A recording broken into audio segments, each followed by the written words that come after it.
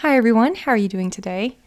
I hope your summer is off to a great start and full of reading already. Mine has been pretty busy, but I'm hoping some of this productivity will, let's say, bleed into my reading because I have a lot of reading plans, and with any luck, you won't hear from me for a few more weeks because I will be heads down on all of these books you see here, which we'll get into in a minute, and some library books besides. So let's just jump right into it.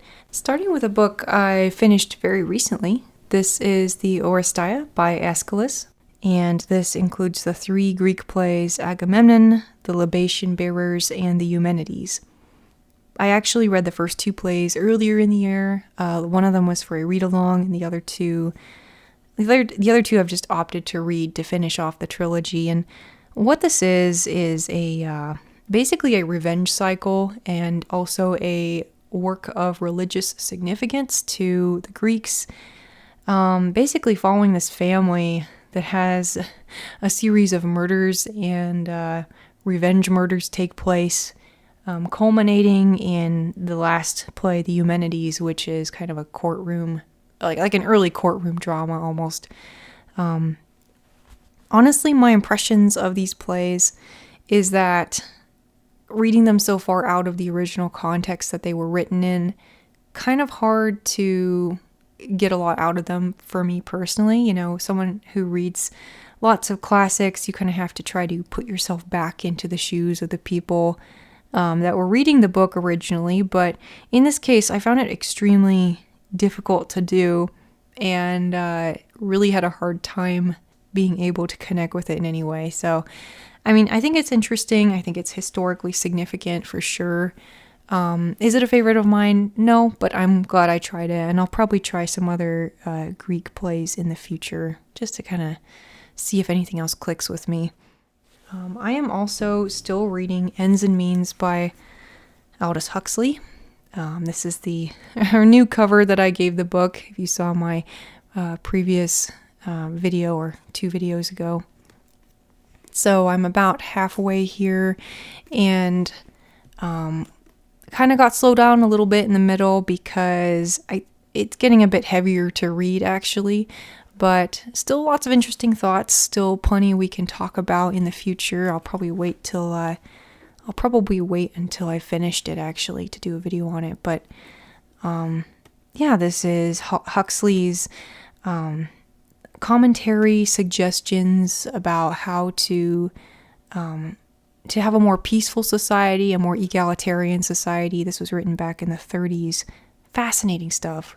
Not all of it is still relevant. Of course, he wasn't operating in a world that had the internet or any of the things like that we have today, but still very interesting. And this is something I'm hoping to finish very soon. One of the things I do struggle with reading is jumping between different books can actually slow me down, so I'm hoping to kind of focus on a few of these at a time maybe instead of jumping around too much. But speaking of books that I've been struggling to focus on, got the old teal pages here again. This is Dune, and I had taken the dust jacket off just because it's easier to read. But if you've seen the newest trailer for the second movie, very exciting. The second movie looks pretty awesome, I've got to say. And I just had to show off this cover as well. It says, "Fear is the mind killer," kind of imprinted on there. But anyway, I feel like this book, which was never very much of a fast read for me, particularly slowed down right about the halfway mark. And so I'm still going to be reading it, still planning to finish it before the film comes out, which I want to say is October or November. I'm not quite sure, but I have a few months to go. There's still time. Now, read-alongs. So I'm doing quite a few read-alongs this summer, and one of them is Ernest Hemingway's A Farewell to Arms. Funnily enough, I've never read any novels by Hemingway except The Old Man and the Sea, which I did enjoy, but The Old Man and the Sea is a childhood favorite from the Spencer Tracy film, which I used to watch a lot as a kid. I don't know why, I just really loved that movie. it was just a kind of a nice combination of chill vibes and scary sea creatures, which really appeals to me. So A Farewell to Arms will be my first kind of Hemingway novel outside of that, and I've started it, no thoughts just yet, but looking forward to giving Hemingway kind of a fair try here. I did read some of his short stories once, or try to. Didn't care for them, didn't care for the characters, or just his writing in general, but I think he's owed another chance here. So A Farewell to Arms, we'll be reading this in July. So speaking of short stories, picking this up again, this is Lu Xun's Diary of a Madman, The Real Story of Ah Q, and Other Tales of China. I guess it doesn't have Diary of a Madman in the title, but it's the complete fiction. He only wrote short stories, interestingly enough. I wrote a review of his stories a while back because I had read about half of them for Reading the World, which is a challenge I've been doing with a friend for a few years now. Should be good. I was at the bookstore not long ago, and I found this Oprah book club, what's this called? A box set. That's right, it's a box set. And it's got As I Lay Dying, The Sound and the Fury, and Light in August. Has a very pleasing little picture of Faulkner here with his 3 volumes. And I have read The Sound and the Fury. I actually used to have this edition, got rid of it because I really didn't like the novel.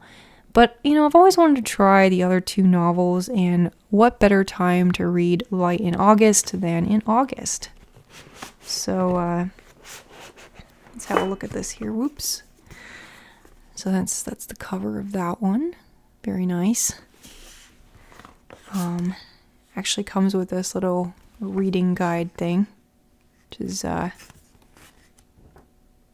actually, it's not really a reading guide. It's more like a little introduction by Oprah. As I Lay Dying, which I've heard good things about, so I would like to try that at some point. It's certainly one of the shorter ones here. And then The Sound and the Fury, which really was quite an experience. Not really a great experience, but it was an experience. Love this cover, by the way. Look at that. I don't know. I can see myself reading it again. I do wish it was color-coded, which is what he originally wanted. He wanted all the different characters' words to be different colors. I quite agree. It actually kind of needs that. But, we do our best with what we have. So this should be interesting. I'll certainly have something to say on Light in August, I think. All right, now this one I'm super excited about. This is A Study in Scarlet by Arthur Conan Doyle, the first book in the Sherlock Holmes series, which I read when I was a kid. Had a big impact on me. Did a video on this recently, actually. And I was in the bookstore recently, and I discovered they have these editions. They're called the Baker Street Classic Sherlock Holmes. I think it's just a single publication of these hardcovers in kind of this vintage 20s, 30s style. So here's the deal. I have been looking for a Sherlock Holmes series for the longest time where all the different collections or novels come in their own volume, and they're not like a 2-volume edition or a single volume edition. And I saw this at the bookstore, and I'm like, this is it. This is what I've been looking for. And not only that, but as you can see, like the font size, all the interior design is very nice. Very nice. So eventually I will be collecting them all, but I thought I'd start with just the one and then read it and then, get the next one and then read that. It's been so long since I've read these, maybe close on 20 years now, and I'm just really excited to go through the series again. One of the bloggers I follow had the same idea, and I thought, yeah, let's do this. Let's do this together and see what we think of Holmes after all these years. So I'm very excited about this. That's going to be August, and also in August and September. Yes, I am completely overcommitting myself here. This is East of Eden by John Steinbeck, and that brilliant orange cover that I'm sort of in love with. I've heard only good things about this, so it's a pretty tall order. But East of Eden, I've had good experiences with Steinbeck so far, so we'll see how that goes. All right, so that's those are like all the books that are planned.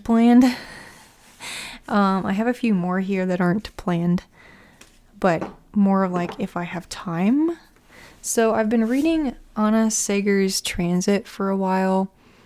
It's just about this guy who escaped a concentration camp in World War II, and he finds himself in occupied France with a suitcase of some other guy's stuff that someone gave him, but he can't find the person to give the suitcase to, or something like that. Like, it's basically, the setup is kind of this thriller, but then it turns into sort of a slice of life where he's like, you know, wandering around occupied France, and he's like trying not to get observed by the authorities, but he's not trying super hard. Like, he's just kind of meandering around through France, which I find kind of fascinating. Like, on the one hand, he's like in this dire life and death situation. On the other hand, he's just like, it's just like I said, slice of life. So I'm still liking this book. It's kind of slowed down a bit from the beginning, but I do plan to finish it. This is also a library book, so it kind of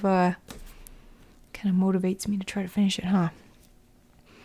A couple of new books that I picked up, which probably won't start anytime soon, but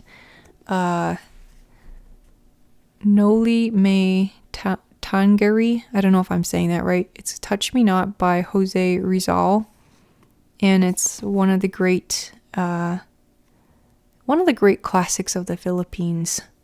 It's so famous there that I think it's required reading in schools. And it's a novel of the 19th century, I believe. So the author was born in 1861, and this novel was written from 1882 to 1887. So I think it'll be good. Looking forward to that. That'll be a Reading the World selection as well. Oh, wait a minute. So this is a book that was a complete, what do we call it? You know, when you buy something you didn't plan to buy, impulse purchase. I know. So the reason I bought this, and I already have Aesop's Fables, so you're like, why do you need Aesop's Fables again? It has these amazing illustrations in it, these sort of wood carved or engraved illustrations that I'm just obsessed with. If you've been following me a while, you'll know this. So I'm a huge sucker for that. I don't want to look at them all right now because it's kind of spoilery, but look at how cool that is. Like, I am just so excited about that. So I had to get this for the illustrations, if nothing else, and I think it'd be fun to read just kind of at a slower pace. And then finally, last but not least, I started rereading Dracula in this Penguin cloth-bound hardcover, which, by the way, I do not recommend these. I know these show up a lot on BookTube and just the book community in general, but I think I've mentioned this before. The paint kind of rubs off on your hands, and they're very cumbersome to read, especially these bigger, chunkier ones.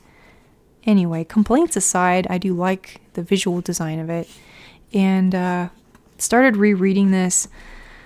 There's a Substack newsletter that actually sends out installments of Dracula based on the date that the letters or the telegrams or whatever they are posted in here, which was really cool. That started in May, and I fell behind, and I think just reading at that slower pace was just very difficult for me to keep up with. As odd as that sounds, but like, you know, if you read like a little bit one day and then you wait like a week or two for the next bit, it can be kind of hard to just keep up with it. So excuses aside, I think I might pick this up, but actually just kind of read it cover to cover and not wait for the installments anymore, because I just don't think that reading method is working out too well for me. But love Dracula, have read it before. I think I last read it in 2012, and it's just a wonderful classic. And very much deserving of its reputation. I would say the book actually exceeds the reputation that Dracula the character has. So, yeah. That's all I've got. Certainly no small list. And like I said, I even have more, but I was like, I'm not going to even show those because that's just plain embarrassing. So, yeah, wish me luck. I'm going to try to really focus on reading this summer and hopefully have some great reviews for you maybe towards heading into fall. So, thanks again for watching, and I'll see you next time.